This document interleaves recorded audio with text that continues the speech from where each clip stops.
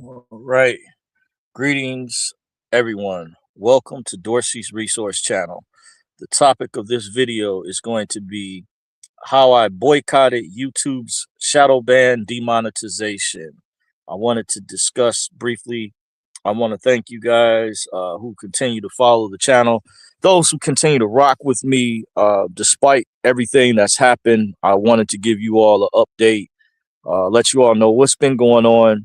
If you haven't, I have a new channel as well. I've had for quite a while as a backup channel at Dorsey's Resource 873. Similarly, if you type in the YouTube search engine, put in at Dorsey's Resource 873, because I know some subscribers quite a bit still didn't get the message till late. The way I designed this channel, but despite the shadow ban, everything that's happened, I wanted to do a video and kind of update you guys on what's been happening with me lately, as I normally do. Every once in a while, I don't do videos consistently anymore. This is like an impromptu video. Once again, the title of this video I wanted to discuss was how I boycotted YouTube's shadow ban demonetization. I may go over basically a quick overview. Sometime around, I want to say 2023, a couple to going on to a few years ago, I came home from work all of a sudden one early morning and noticed that my smaller channel that I had that was linked to this channel had disappeared. And come to find out, I did try to get it restored. The reason that YouTube gave at the time, they claimed they never told me uh, specific details when I was able to reach out to them. They were not user friendly. The way Google and everything is set up is made to be a headache, by the way, when I tried to go through the process of contacting them.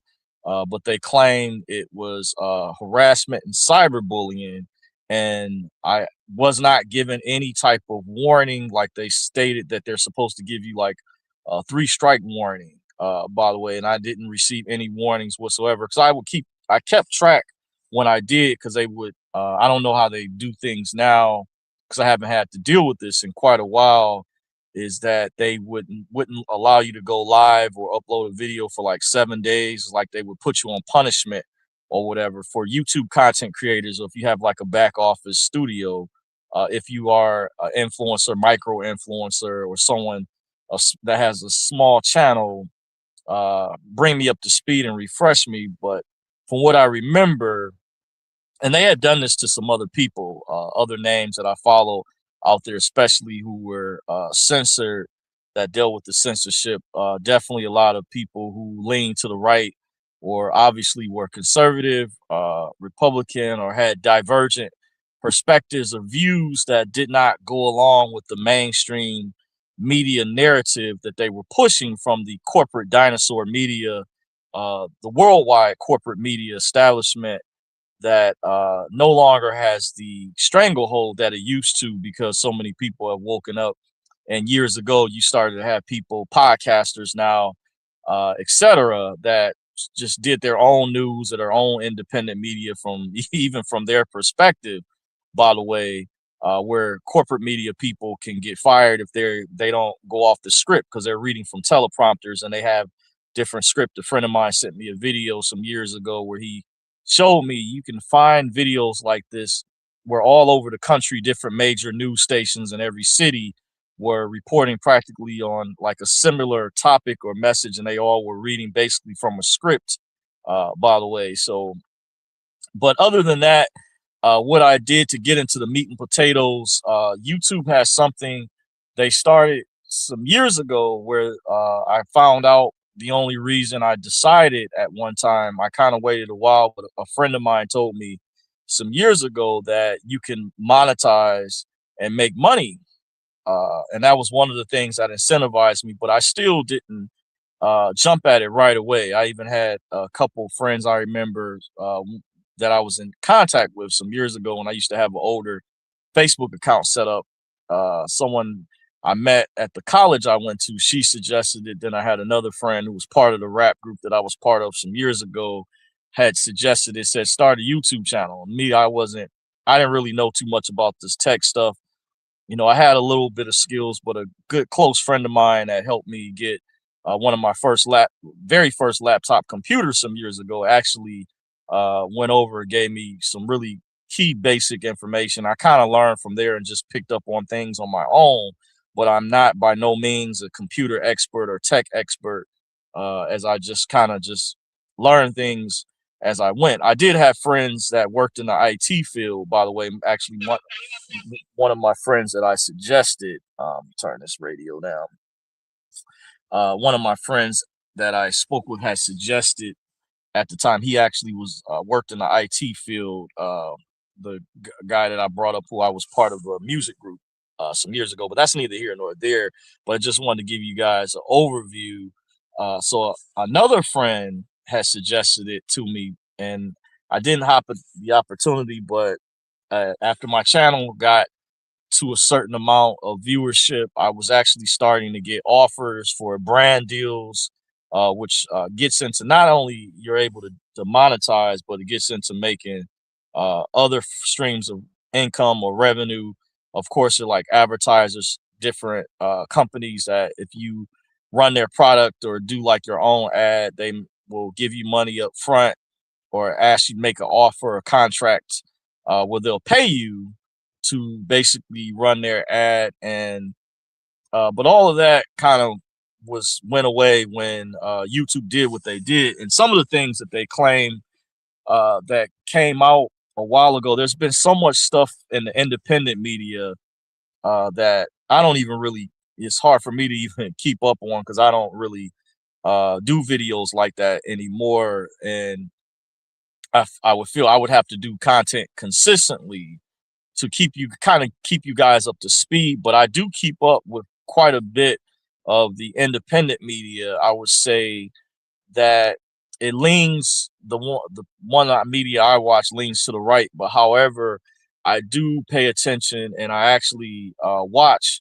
a lot of liberal or some liberal platforms, quite a few where I have a well-balanced perspective as to what's going on, because some of my personal views and things, as I pointed out to a friend of mine, I try to keep a very well balanced perspective. I feel personally that I've been able to have conversations. I have a friend who's a Republican, who's voted as a Republican, but I'm honest with them. I let them know when I give my weigh in on a topic that I'm not a registered voter.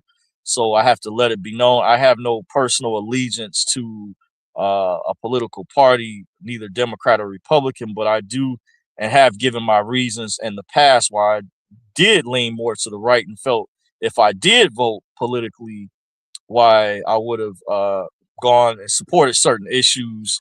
But there's also things. It's not a one size fits all formula, by the way, because my buddy of mine doesn't support reparations, whereas I do. But we don't let that, these differences that some people have where they fall out with each other or don't get along because one person, we're not petty like that. We're able to have, and I love it because my friend taught me years ago how to play devil's advocate and how to see things from a different perspective. And since I kind of studied dating psychology quite a bit on my own years ago, and I noticed and I shared this with him that he uses more of his right brain, which is the creative side. I'm more left brain, which is more cerebral, direct. I had to work on my spontaneous creative side. By the way, even though I'm left-handed, and they say left-handed people use the right side of their brain, but what they don't tell you, a lot of people don't know.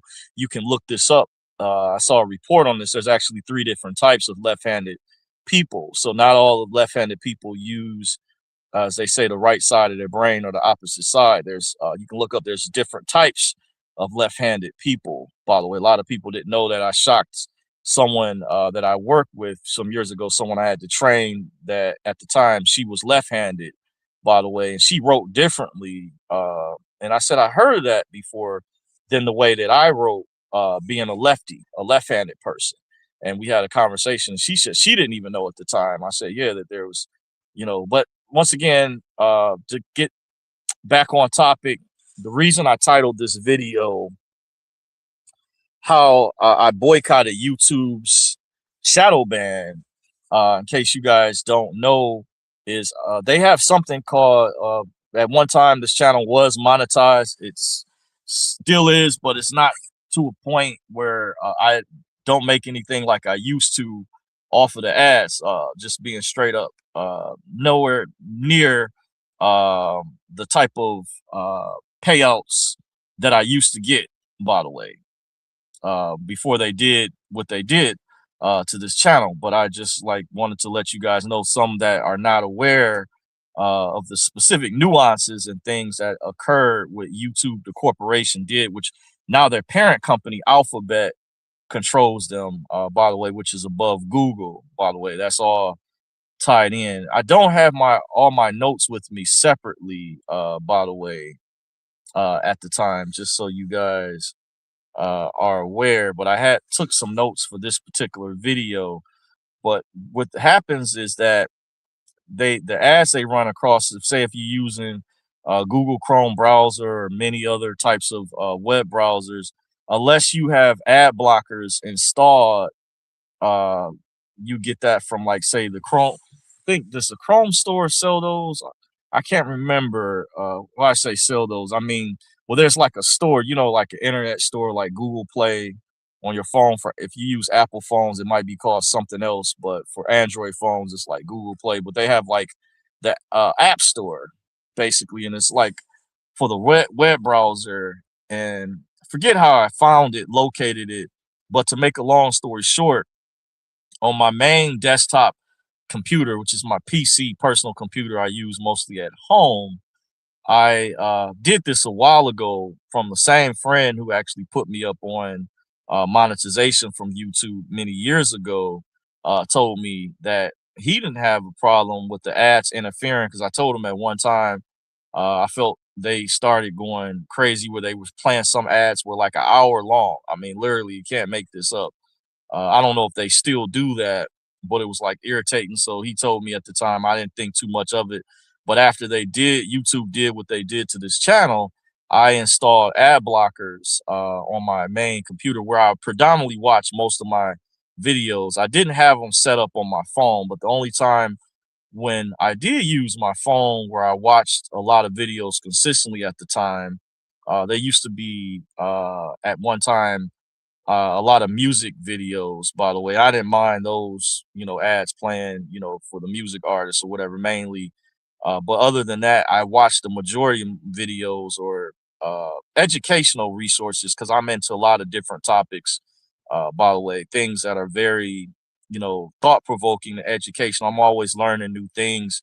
The way social media has evolved nowadays, and even years ago, by the way. So, but when I use YouTube on my desktop PC at home, I don't have to worry at all. There's ads that don't play at all. But YouTube, I found out down the road, has something called, like, they can ad detectors. They can detect ads, but they also have different types of software that can, like, intercept those. So I had it turned up, and I think they were starting to, because what I had did, I had downloaded, or I went to the app store for the web browser and downloaded several, and you have to install them. And I used the incognito browser. I actually use both browsers for specific purposes, the regular browser, but a friend of mine put me up on the incognito browsers, the private browser, by the way.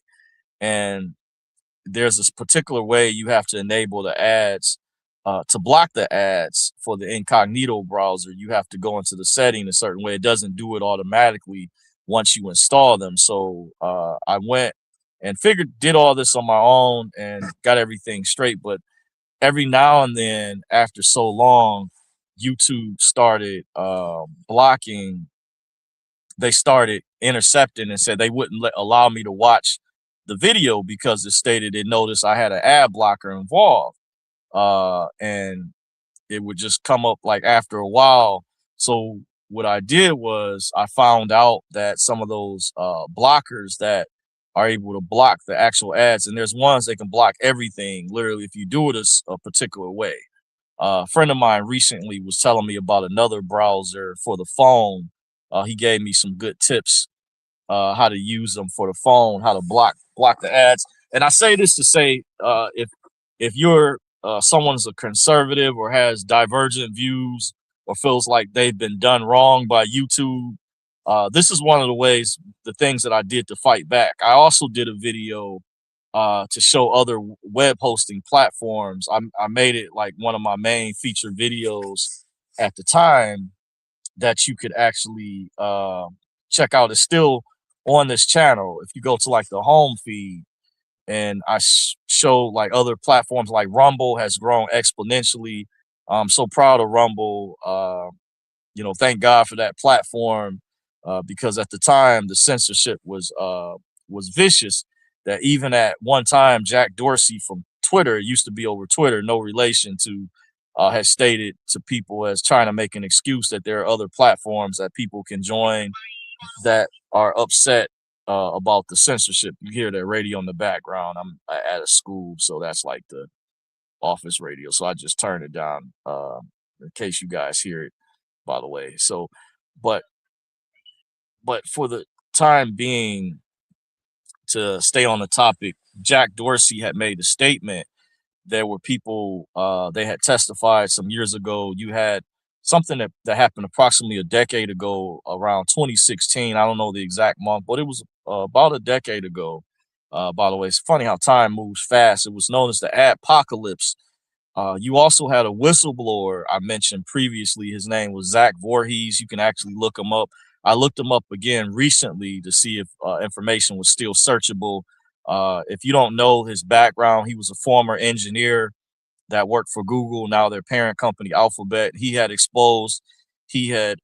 came out and exposed how they Google was trying to implement at one time a search engine called the Dragonfly, and they also were secretly putting him and other engineers, I guess, to censor people, political perspectives that they didn't agree with, and somehow he felt it was not right. They've used these sort of loopholes, like he felt it was illegal, and he talked about there was a Patriot network even within Google, and some of the guys or people that worked there felt that they weren't being transparent. It was not proper due process. They were just doing this because they were basically, I called them big tech bullies. Instead of big tech giants, I changed the name and said they're a major corporation, super conglomerate. But I call Google, aka Alphabet, they're a big tech bully, by the way. So I'm glad Zach Voorhees came out and exposed them. Now, what Google had done, to make a long story short, he's done interviews. You can probably find these interviews on other platforms like Rumble, BitChute, Brighteon.com, Band.video, or MadMaxWorld.tv. There's many other platforms. There's also other Twitter platforms like Getter is one. I think Mike Lindell started a platform. I can't remember the name of his platform. There's so many out there I can't keep up with. Twitch was kind of like another alternative, but then I heard they started censoring people at one time. So they had like some ones that kind of lasted a while, but then you had like these tattletellers or these trolls on there that would try to report people. And this is what people that were Democrats were doing, or people that lean to the left politically but claim that they were fair and everything. But like I said, I try to stay out of politics.